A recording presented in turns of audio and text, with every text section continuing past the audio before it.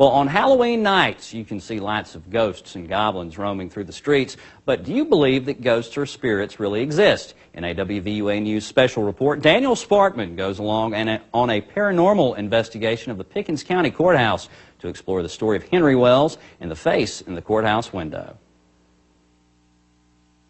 The story centers around a mostly empty building in the heart of quiet Carrollton, Alabama. The legend begins on a dark night in 1878. In the middle of the street, the mob was getting ready to get up and hang him. And the sheriff was determined they wasn't.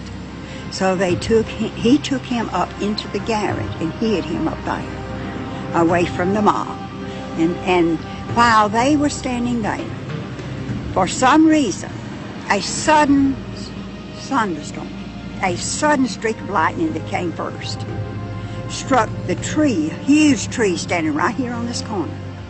And the ball of fire just hopped right up there on that window and imprinted his window as he was looking out, his face in that window as he was looking out. According to Miss Johnson, the window has survived a hailstorm and more than a century of time. As far as the face, you know, it's been the same from day one, as far as, you know, we know. He tagged along with the Tuscaloosa Paranormal Research Group on an investigation of the courthouse.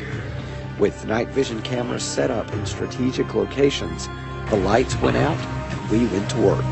Starting EVP session in the upper courtroom.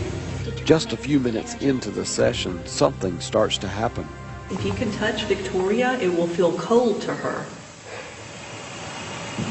You can't. Oh my gosh. Did you hear I heard. Yeah, yes. I did. If that's you, can you please come over here where we are? You have nothing to be afraid of. We're just interested in you.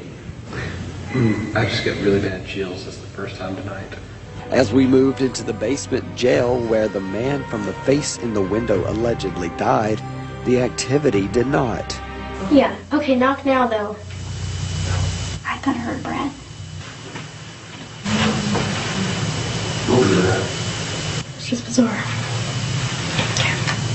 After the night was over, one investigator tried to explain why she thinks we had so much activity. There's something to be said for them, I think, being attracted to somebody who has knowledge, somebody who has an interest, and not one of these that they just want to go out and have fun. The question for me was, how does the activity we caught compare to other paranormal investigations?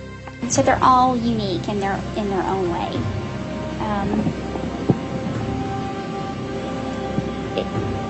That's what makes this fun, you know, and interesting. Whether it really is paranormal activity or not, there will always be things that cannot be explained. Is to experience things that we've either experienced ourselves in the past or we've heard about, and we just want to have some validation or some proof that these things do actually happen. So there's a lot of just unexplained things, and you know, if we can get to the bottom of what it is, then you know, it makes, I think, all of us feel better. In Pickens County, Daniel Sparkman, WVUA News.